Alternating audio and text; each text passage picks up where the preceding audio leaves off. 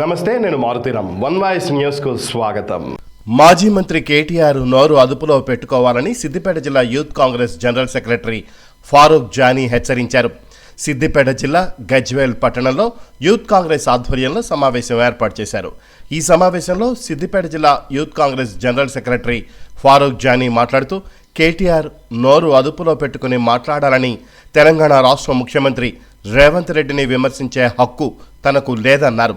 కాంగ్రెస్ ప్రభుత్వం చేపడుతున్న 6 గ్యారంటీలు అద్భుతంగా ఉన్నాయని, వాటిని చూసి ఓర్వలేక పిచ్చి పిచ్చి మాటలు మాట్లాడుతున్నారని తెలిపారు.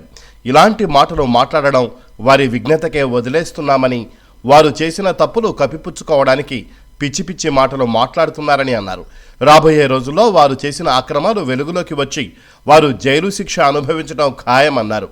ఇంకొక్కసారి తమ ముఖ్యమంత్రిపై ఎలాంటి తప్పుడు కూతలు కూసినా సహించేది లేదని యూత్ కాంగ్రెస్ తరపున హెచ్చరిస్తున్నామని తెలిపారు.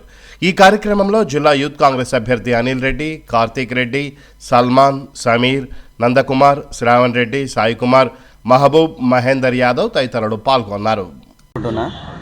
బీఆర్ఎస్ నాయకులకి ముందుగా కేటీఆర్ గారు నోరు అదుపులో పెట్టుకొని మా సీఎం గారి మీద పిచ్చి పిచ్చి కూతలు కూస్తున్నారు. దయచేసి మా పాలన ఒక దాదాపు సంవత్సరం గడవనికి వస్తుంది. బ్రహ్మాండమైన పాలన జరుగుతుందని ప్రజలు దాన్ని బ్రహ్మరథం పడుతున్నారు.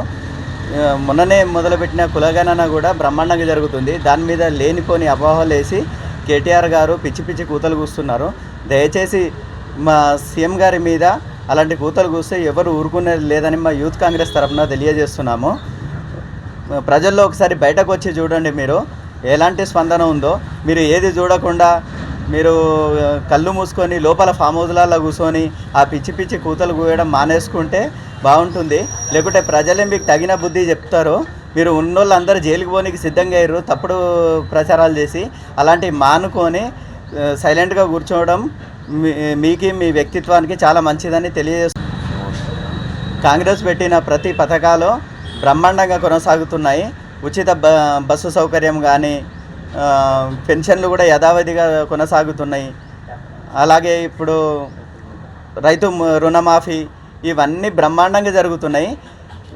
అవి మీరు ఓర్వలేక, మీ ప్రభుత్వంలో చేపట్టలేక మీరు కావాలని నిందలు వేసి ప్రభుత్వాన్ని తప్పుగా మాట్లాడుతున్నారు.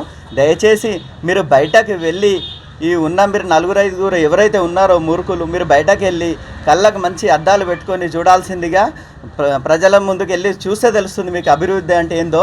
మీరు లోపల కూర్చొని మాట్లాడడం మానుకోండి. దయచేసి కేటీఆర్ గారికి చెప్తున్నా నేను, మా సీఎం గారిని ఇంకోసారి ఎవరైనా పిచ్చి పిచ్చి మాటలు మాట్లాడితే మీ ఉన్న బండారాలన్నీ బయటపెట్టి మిమ్మల్ని జైలుకు పంపడం ఖచ్చితంగా ఖాయమని నేను ఈ సందర్భంగా యూత్ కాంగ్రెస్ తరఫున మీకు హెచ్చరిస్తున్నాను. దయచేసి ఈ పిచ్చి పిచ్చి కూతలు మానుకోవాల్సిందిగా కోరుతూ సెలవు తీసుకుంటాను.